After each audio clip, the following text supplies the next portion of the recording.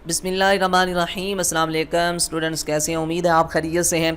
तो इस वीडियो में हम प्रैक्टिकली जो है तमाम टेंसेस जितने भी हैं उन्हें नो टेंसेस जो हैं उन्हें हम उनकी पैसिव वॉइस जो है वो सेंटेंसेस बनाएंगे और उन्हें सीखेंगे। मैं उम्मीद करता हूँ कि आपने पिछली वीडियो जो है जिसमें मैंने आपको 5 रूल्स बताए थे वो आपने सीख लिए होंगे, समझ लिया होगा, उस वीडियो को देख लिया होगा और उन्हें आप अच्छे से, बिल्कुल आसान थे, जस्ट 5 रूल्स हैं जो आपने जिन्हें आप फॉलो करते हुए आप बना सकते हैं अगर जो आपको टेंसेस आते हैं या नहीं आते। अगर आप इस वीडियो पे नए हैं, नहीं देखी वो, तो यहाँ पे कुछ लिंक्स आपको नज़र आएंगे। जो पहला लिंक होगा, सारे प्लेलिस्ट के लिंक्स यहाँ पे होते हैं, तो उसे आप स्क्रॉल करके नीचे जाके आप देख सकते हैं एक्टिव वॉइस पैसिव वॉइस के 5 रूल्स। उसे आप लाजमी से वॉच करें और उसके बाद आप यहाँ से कंटिन्यू करें इंशाअल्लाह अज़ीज़। ये आपकी प्रॉब्लम जो है सिर्फ 5 रूल्स को सीखने में वो भी आसान है। तो इस वीडियो में हम प्रेजेंट इंडेफिनिट टेंस यानी जो पहला टेंस है, जिस तरतीब से हमने पढ़ा टेंसेस को, उसी तरतीब से हम एक्टिव वॉइस पैसिव वॉइस भी बनाएंगे। काफ़ी सारी एग्जांपल्स है, मैं आपके साथ शेयर करूंगा और कुछ जो है वो मैं आपके साथ उन्हें आपको समझाऊंगा भी, लेकिन बाकी सारी सिर्फ हम रीड करेंगे। पहली है माई टीचर टीच मी। ये है प्रेजेंट इंडेफिनिट टेंस, ठीक है जी। अब ये सारी चीज़ें आपके जहन में होनी चाहिए। My teacher teach me. अब हमने रूल पढ़ा था कि बनाते वक्त इसका ऑब्जेक्ट सब्जेक्ट बनाएंगे इस फ़िक्रे में और सब्जेक्ट को इस फ़िक्रे में ऑब्जेक्ट बनाएंगे। तो कर दें ऐसे। मी जो है ये ऑब्जेक्टिव केस है। अच्छा, ये प्रोनाउन है, प्रोनाउन की केसेस होती हैं। सब्जेक्टिव केस आई है, पोजेसिव केस माय और ऑब्जेक्टिव केस मी, यानी प्रोनाउंस की केसेस होती हैं। ये केसेस आपके जहन में होनी चाहिए। यही मसला है ना, मैं आपको कहता हूँ कि अगर आप सीखना चाहते हैं इन तमाम चीज़ों को तो शुरू से लेके एक सीक्वेंस के साथ पहले पार्ट्स ऑफ स्पीच को सीखें, फिर टेंसेस को सीखें, फिर ये चीज़ें सीखें। अगर इस तरह आप आएंगे तो ये एक्टिव वॉइस पैसिव वॉइस बनाना कोई मुश्किल काम नहीं। इसमें कोई चीज़ नहीं, क्या है, सिर्फ आपने हेल्पिंग वर्ब को जो है वो चेंज करना है। बाकी सारी चीज़ें कोई इतनी मुश्किल, कोई टेक्निकल चीज़ें नहीं है, कोई रॉकेट साइंस नहीं है। एक चीज़ को, सब्जेक्ट को उठा के ऑब्जेक्ट की जगह लगाना है, ऑब्जेक्ट को उठा के सब्जेक्ट की जगह लगाना है, फार्म तीसरी लगानी है, सब में सिर्फ हेल्पिंग वर्ब को आपने तब्दील करना है। तो ये सारी चीज़ें सीक्वेंस में आप देखेंगे तो कोई आपके लिए मुश्किल नहीं। लेकिन अगर नहीं तो फिर आपको अब ये नहीं पता होगा कि प्रोनाउन जो हैं उनकी कितनी किस्में होती हैं, वो कैसे, कितनी केसेस हैं उनकी। जब सब्जेक्ट बन रहा हो कोई प्रोनाउन तो किस हालत में उसे यूज़ करना है, फ़ाइली हालत कौन सी है, मफ़ूली हालत कौन सी है और इजाफी हालत कौन सी है, तो ये आपको नहीं पता होगा। अगर नहीं पता तो उसके लिए भी यहाँ पे video basic English grammar course के नाम से जो प्लेलिस्ट का आपको यहाँ पे लिंक नज़र आ रहा होगा, ये थोड़ी देर बाद नज़र आएगा, उस पर क्लिक करके आप उस प्लेलिस्ट में जाएं, स्क्रॉल करते जाएं। पार्ट्स ऑफ स्पीच की सीरीज़ है, उसमें सारी चीज़ें हैं, वर्ब वगैरह, जो प्रोनाउन आए तो उसको क्लिक करके वो वीडियो वॉच करें, आपका ये मसला भी क्लियर हो जाएगा, ठीक है जी। तो ये तो बात थी उसकी। माई टीचर टीच मी, इसकी बनाएंगे तो ये बनेगा सब्जेक्ट आई। अब ये वर्ब जो है पहली फॉर्म इसमें डू डज वाली इस्तेमाल हो रही है, यानी कि ये पहला टेंस है प्रेजेंट इंडेफ, तो इसको इज़ एम आर में हमने तब्दील करना है, जो कि फ़र्स्ट रूल था हमारा, ठीक है जी। वो आपके जहन में होना चाहिए। ये फ़र्स्ट रूल के मुताबिक ये सारे फ़िक्रे बनेंगे, क्योंकि इसमें फ़र्स्ट फॉर्म ऑफ वर्ब है ना डू डज वाली, तो इसमें वही अप्लाई होगा। अब आई इसके रिलेटेड इज़ एम आर में से एम इसके साथ लगता है। आई एम वर्ब की तीसरी फॉर्म कर दें, टीट्स की तीसरी फॉर्म है टाट, तो ऑब्जेक्ट से पहले बाय लगा दें। आई एम टाट बाय माई टीचर, जो कि इस सब्जेक्ट था यहाँ पे ऑब्जेक्ट हो गया। आई एम टाट bye my teacher. Do you, हाँ ये जो है ये इंटरोगेटिव सेंटेंस है, यानी कि सवालिया फ़िक्र है। इसे अपने ध्यान से एक समझ लें, बाकी सारे आपको समझ आ रहे।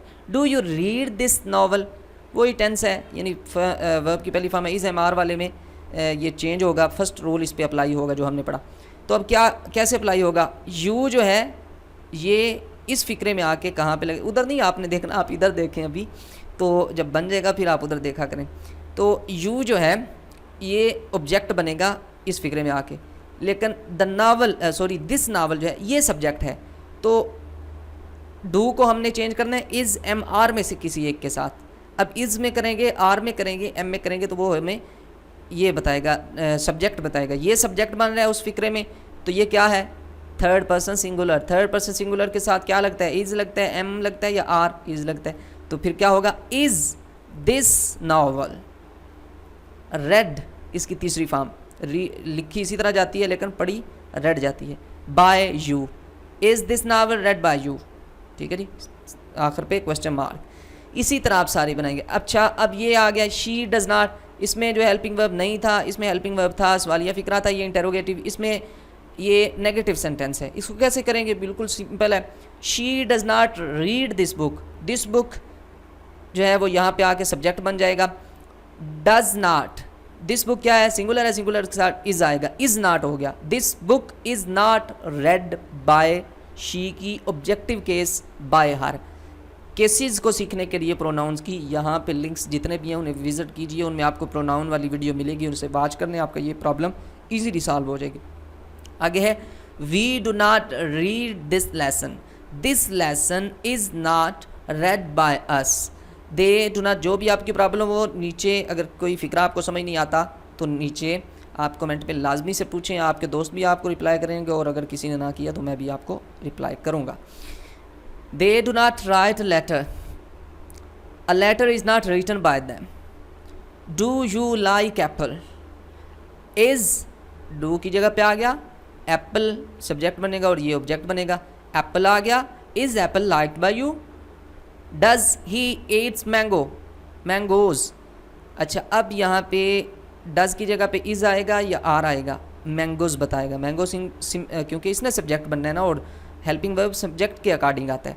तो हेल्पिंग वर्ब सब्जेक्ट हमारा यहाँ पे क्या है? सिंगुलर है, प्लूरल है, प्लूरल है, तो प्लूरल के लिए इस करते हैं यूज़, एम करते हैं या आर करते हैं? आर करते हैं, तो यहाँ पे आर आएगा। Are mangoes eaten by him. Next है हमारे पास does she solve the sums, are the sums solve by her. आगे है the lion eats flesh, flesh is eaten by the lion. I finish my work, my work, word इधर लिखा हुआ है, my work is finished by me. They wait for the bus, the bus is waited for by them. ठीक है जी, ये जो इसमें propositions वगैरह यूज़ हो रही हैं ये आप यूज़ कीजिएगा। She cooks food, food is cooked by her. He packs the luggage, the luggage is packed by him. Who boil, अच्छा अब ये एक नई चीज़ आपके लिए, कंफ्यूज नहीं आपने होना, सिर्फ एक चीज़ जो मैं आपको बता रहा हूँ नई है, बाकी सब चीज़ें सेम हैं, और इसको आप 2-3 दफ़ा समझेंगे तो फिर आपको ये समझ आ जाएगी इसकी मुकम्मल तौर पे। ठीक है जी, तो देखें यहाँ पे एक थोड़ा सा नया होगा शायद आपके लिए, आप में से कुछ के लिए, बाकी सब के लिए नहीं मैं कहता। तो हु बॉयल्स एग्स, अब ये है इंटेरोगेटिव तो है, लेकिन इसमें डू डज नहीं यूज़ किया गया, बल्कि इसमें जो सवालिया अल्फाज होते हैं, यानी जो क्वेश्चन करने के लिए यूज़ किए जाते हैं अल्फाज इंग्लिश में, हु, वाई, व्हाट, व्हेन, विच, ये इस तरह के, इन्हें कैसे आप चेंज करेंगे? देखें, हु बॉयल्स एग्स। अब हु यहाँ पे सब्जेक्ट है, लेकिन ये बनेगा ऑब्जेक्ट, तो जब हु को हम ऑब्जेक्ट यूज़ करना हो तो बाय हुम हम कहते हैं। तो बाय हुम इसके रिलेटेड कौन सा इज एम आर में से हेल्पिंग वर्ब लगेगा? तो ये देखें, बाय हुम आर, आर क्यों लगाया हमने? क्योंकि ये आर बाय हुम की वजह से नहीं आ रहा, बल्कि ये तो ऑब्जेक्ट बन चुका है ना। देखें ये सब्जेक्ट है ना यहाँ पे, तो इस फिक्रे में इसने ऑब्जेक्ट बनना है, अगरचे लगा पहले हुआ है, ये नहीं आपने ज़हन में रखना, क्योंकि इसे पहले ही यूज़ करते हैं। ठीक है, आपने कई सारी जगहों पे पढ़ा होगा। तो इसको देख के हम आर को नहीं लेके आ रहे, बल्कि हम आर किसको देख के लेके आ रहे हैं? एग्स को। तो एग्स क्या है? प्लूरल है, प्लूरल के लिए हम helping verb is am are नहीं बल्कि आर यूज़ करते हैं। ठीक है जी, इज़ एम नहीं यूज़ करते बल्कि आर को यूज़ करते हैं। So by whom are eggs boiled. ठीक है जी, तो मैं उम्मीद करता हूँ समझ आया होगा। नहीं समझ आया तो अगेन सुने, फिर सुनने से नहीं समझ आया तो कमेंट करें, फिर इसका कोई हल निकालेंगे। हु लाफ्स एट मी, मुझ पे कौन हंसा है? तो बाय हु। आगे हेल्पिंग वर्ब किसके अकॉर्डिंग? बाय हु नहीं, वो तो सिंगुलर, थर्ड पर्सन सिंगुलर होगा, लेकिन हम क्योंकि ये बाय हु जो है यहाँ पे ये सब्जेक्ट नहीं है, ये ऑब्जेक्ट है, लेकिन लगा पहले हुआ है, लगाते पहले ही है, सवालिया अल्फाज हैं, क्योंकि इसकी एक स्ट्रक्चर ऐसा है, इंग्लिश वालों ने बनाया ही ऐसा हुआ। अब हम क्या करें, हमारा जोर नहीं चलता। ठीक है जी, एम आई लव दैट। इसी तरह आगे why do you love at me, ये बिल्कुल सिंपल है। Why is he love at by you. They play hockey, hockey is played by them. I like mangoes, mangoes are liked by me. My mother loves me, I am loved by my mother. The peon rings the bell, the bell is rung by the peon. ठीक है जी, इस तरह।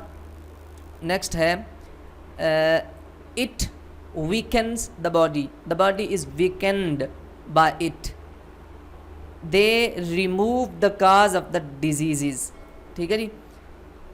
इसका है the cause of the disease is removed by them। Next है they wash out harmful acids are washed out by them। all the students like him, he is liked by all the students। we pluck flowers, the flowers are plucked by us। Mr. Ali teaches us English, we are taught by Mr. Ali, sorry we are taught English by Mr. Ali, ठीक है जी। English दो objects हैं इसमें, तो we are taught English by Mister Ali, ठीक है जी। I do not punish him, he is not punished by me. ये तमाम फ़िक्रात हैं प्रेजेंट इंडेफिनिट टेंस के लिए। आप इन्हें सॉल्व करें, 2-3 चीज़ें इसमें नहीं हैं, उन्हें सीखें, प्रोनाउंस की केसेस को सीखें, बस यही है इसमें। बाकी आप प्रैक्टिस करें। कोई क्वेश्चन है तो नीचे कमेंट करें, इंशाल्लाह इसी तरह हम सारी को सीखेंगे। ये थोड़ी सी लंबी हो गई थी, पहली थी, बाकी आगे जो है वो हम इन्हें शॉर्ट वीडियो बनाने की कोशिश करेंगे। अपना बहुत सारा ख्याल रखिएगा। अल्लाह हाफिज़।